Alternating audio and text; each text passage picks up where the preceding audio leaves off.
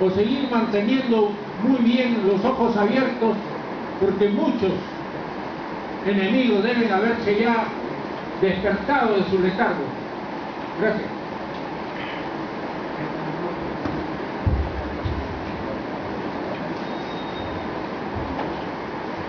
Auditorio, señor embajador, en primer lugar nos unimos a la alegría mundial del triunfo de Chávez, del triunfo de un proyecto que prioriza el desarrollo humano, según he podido constatar en algunos lugares de estudio, de trabajo.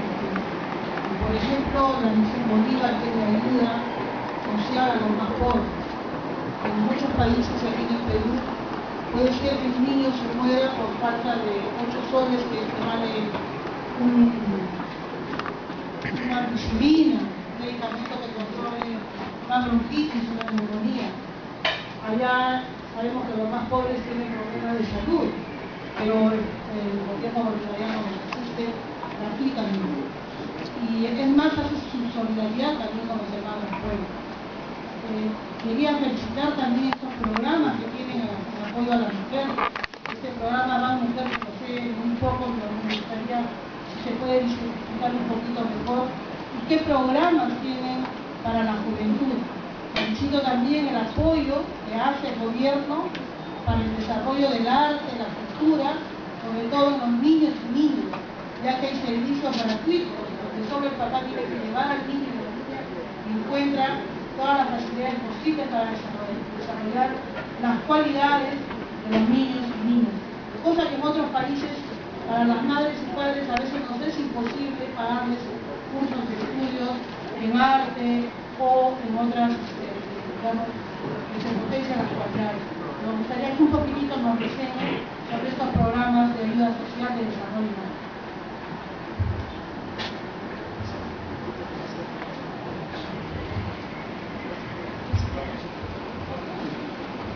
Muy buenos días. Una pregunta, señor embajador. La inflación para usted, lo 32% que arroja, ¿no?, es como una cifra. Mientras tanto acá en nuestro país tenemos una inflación bastante baja. Sin embargo, acá todavía se muestra poco desarrollo. ¿Usted no cree que esa cifra del 2% es manejable o todavía hay que bajar a una cifra menor? ¿Y qué significa el 22% de inflación? Considero de que cuando hay medidas sociales necesariamente tiene que haber inflación. O no se presentaría si no hubiera inflación.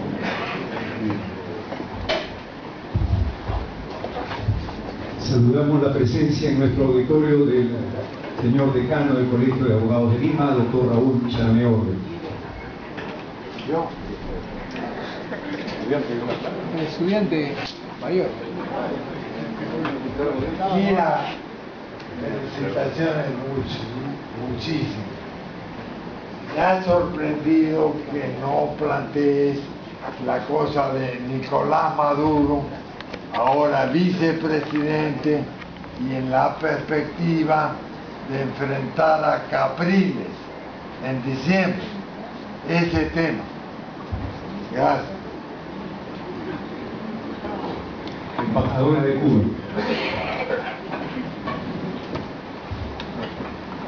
Sí. Bueno, gracias por darme la palabra.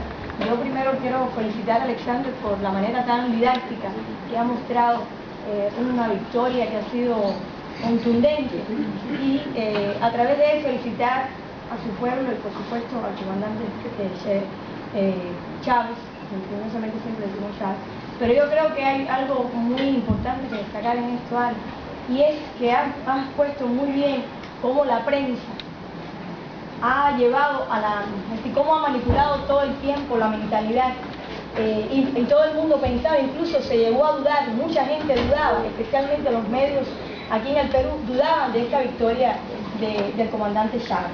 Faltó mencionar un artículo que me llamó poderosamente la atención, que salió el día domingo, 7 de octubre, en El Comercio, con un titular en su página 30 que decía: el modelo cubano no dejará tranquilo al modelo peruano.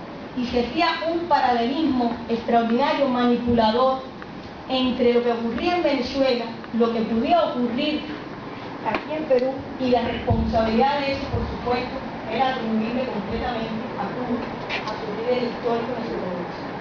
Yo creo que los hechos, además se dicen tantas mentiras, tantas falsedades en ese artículo, que me sentí tremendamente indignada, pero después dije, no, los hechos hablarán por sí solos. Y yo creo que el pueblo venezolano ha demostrado que los gobiernos lo mantienen los pueblos. Y que esta victoria del comandante Chávez es una victoria del pueblo venezolano, porque así lo ha decidido el pueblo venezolano. Por tanto, yo les pido aquí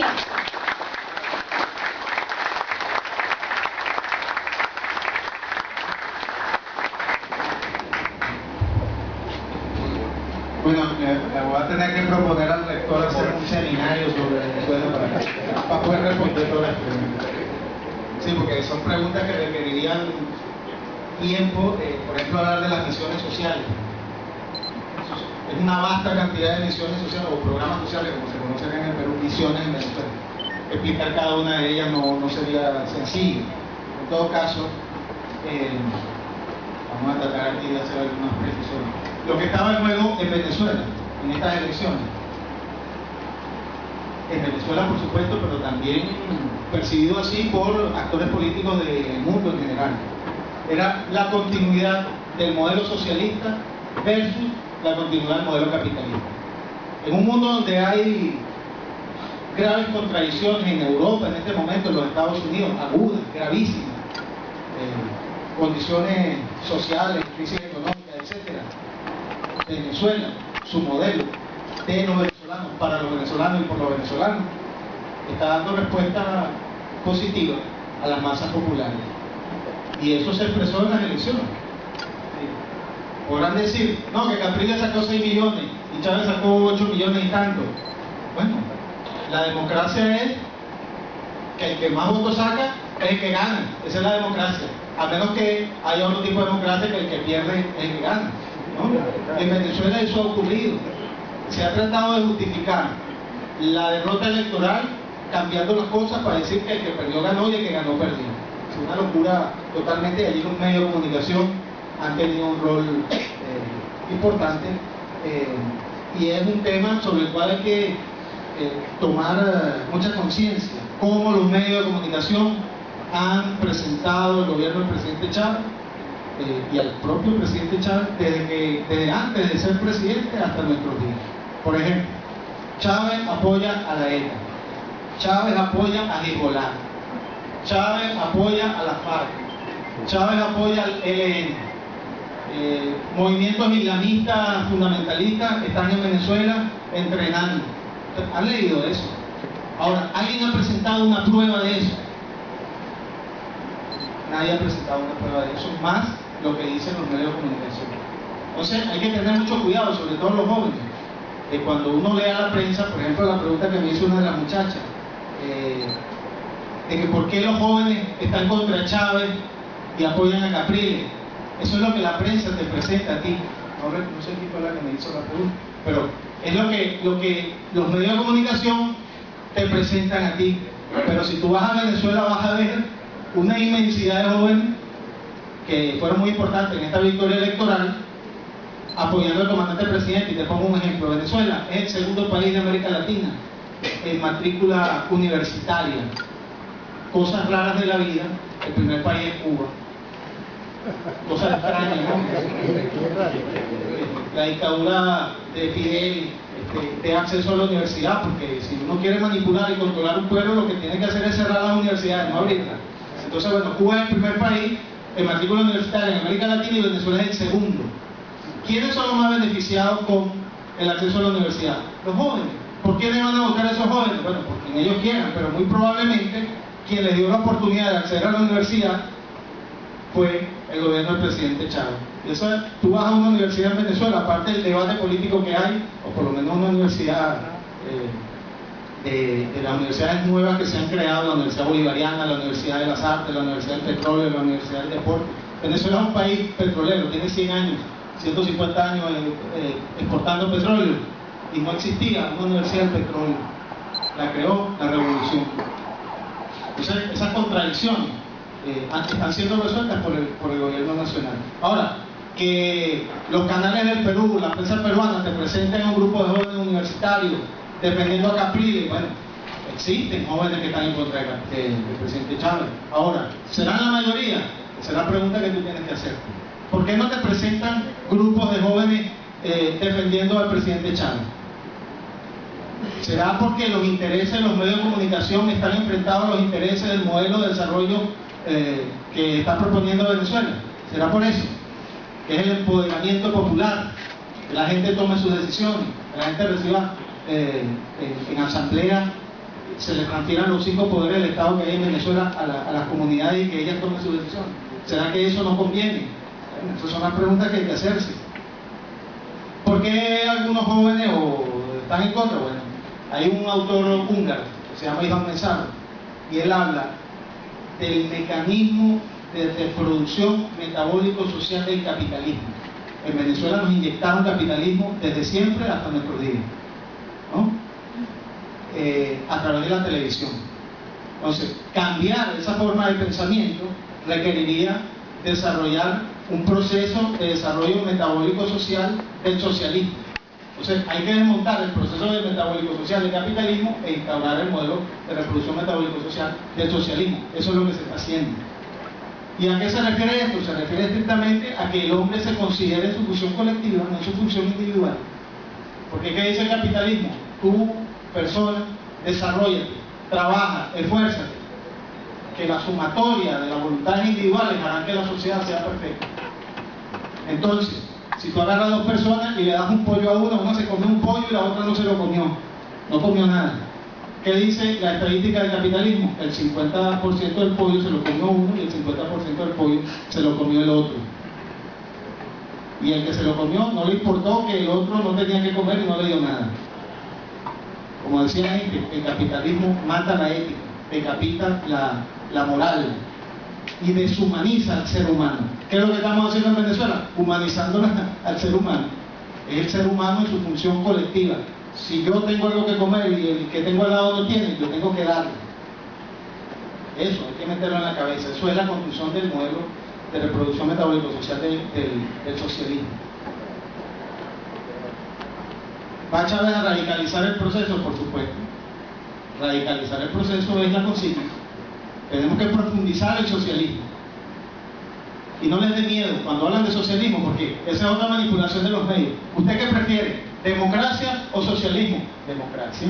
Como si el socialismo no fuera democrático. Es como que yo preguntara, ¿usted qué prefiere? ¿Capitalismo o democracia?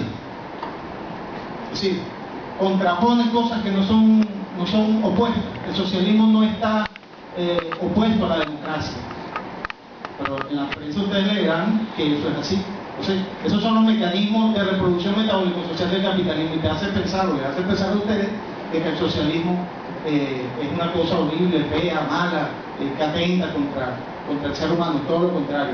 Bueno, lo dijo la mente más brillante de este mundo, que ha sido Albert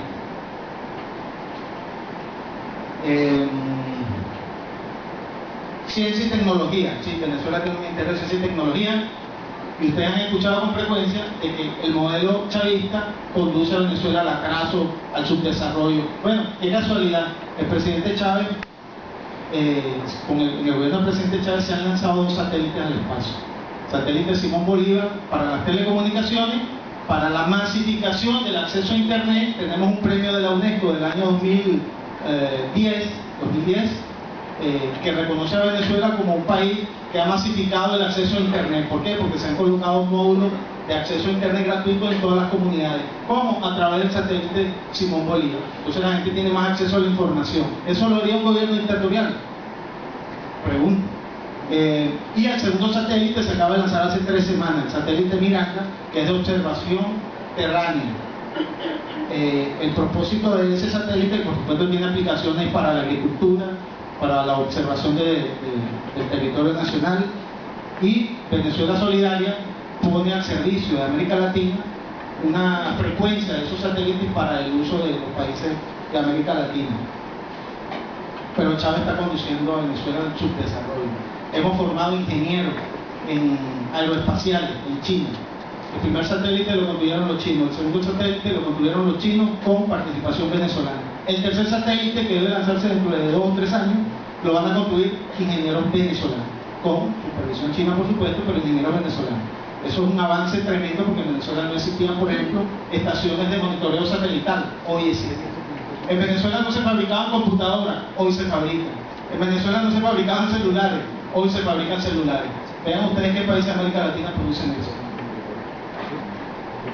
Entonces no es cierto que el socialismo también está, o por lo menos el socialismo venezolano, el que nosotros estamos proponiendo, está enfrentado al desarrollo tecnológico, todo lo contrario. Una aplicación también, si una persona vive en un sitio inhóspito, a través del internet que provee el satélite de Simón Bolívar se puede hacer las evaluaciones médicas de la persona, se manda la información por internet a Caracas, a la capital, se hacen los diagnósticos y se remiten al sitio inhóspito, gracias al satélite Simón Bolívar. Lo de Nicolás Maduro y las elecciones regionales. Bueno, Nicolás Maduro es el canciller de Venezuela, acaba de ser designado vicepresidente. Inicialmente iba a ser el candidato a la gobernación del estado Miranda, donde Capriles se va a relanzar. Están en contra de la reelección, pero él se va a relanzar a la gobernación de Miranda. En Venezuela dicen agarrando aunque sea fallo. No ganó las presidenciales, va a tratar de ganar la gobernación de Miranda. Pero el candidato por el Partido Socialista va a ser Elías Jagua, que era el vicepresidente. Él pasa a ser ahora candidato contra Capriles en la gobernación de Miranda y Nicolás Maduro se mantiene en la vicepresidencia. Por eso no hablé de ese tema. Programas sociales para la mujer. Le voy a explicar uno rapidito que se está discutiendo en el Congreso. La posibilidad de que la condición de ama de casa sea considerada una actividad productiva, susceptible de recibir pensión.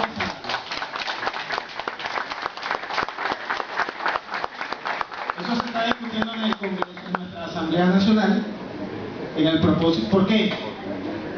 Si el ama de casa se queda en casita con su hijo, si ella tuviera que ir a trabajar, ¿con quién deja el niño? Obviamente la revolución tiene ahorita una serie de que llaman que los guaguaguas y público, etc. Pero normalmente ocurre que la gente pobre no tenía esa posibilidad, dejaba al niño en la casa con alguien, quien sea, y bueno, ese niño solo podría convertirse en un potencial delincuente. ¿Quién evita que eso ocurra? Su madre, que se queda con él. Entonces, el Estado reconoce eso, está formando un ciudadano de bien, no un delincuente. Entonces, una fórmula para reconocerle a las amas de casa el trabajo productivo que hacen en la formación de este joven como un ciudadano de bien es la posibilidad de que reciban una pensión, por ejemplo. Todo eso tiene una lógica técnica, etcétera, que se está discutiendo, pero eso tengan la certeza de que en Venezuela se va a realizar en el futuro. El tema de los intelectuales, sí, es una pregunta que yo también me hago. Porque si uno le pone el programa de gobierno del presidente Chávez a alguien, uno, mejores condiciones económicas para los pobres, acceso gratuito a la salud, acceso gratuito a la educación, alimentos a bajo costo, ¿quién puede estar en contra de eso? ¿Quién puede estar en contra de eso? Y en Venezuela hay gente que está en contra de eso. Les pongo un ejemplo. Los colegios privados, también los públicos, cobraban matrícula. Tú para inscribir a tu hijo tenías que pagar una matrícula. El presidente Chávez dijo, la educación es gratuita, nadie cobra matrícula en los públicos. Los privados pueden cobrar, pero vamos a establecer un precio justo. Bueno, salió la gente a protestar de los sectores altos porque ellos quieren pagar más. O sea, si usted pagaba $1000 mensuales, el gobierno iba a hacer que usted pagara $500, que era un precio relativamente justo, y la gente salió a protestar porque ellos quieren pagar $1000. Es una conducta irracional. Es el oposicionismo a su máxima expresión y sin justificación. Algo de eso hay con los intelectuales. No les gusta el presidente, por las razones que no les gusta, y bueno, se oponen y dicen. Pero eso es un sector de la intelectualidad. Hay un sector importante que también está está con el presidente, por ejemplo usted mismo, intelectual peruano, que apoya la revolución, Fico García, Pilar, y varios otros, Ricardo. No sé, creo que la inflación, me preguntaron algo de la inflación.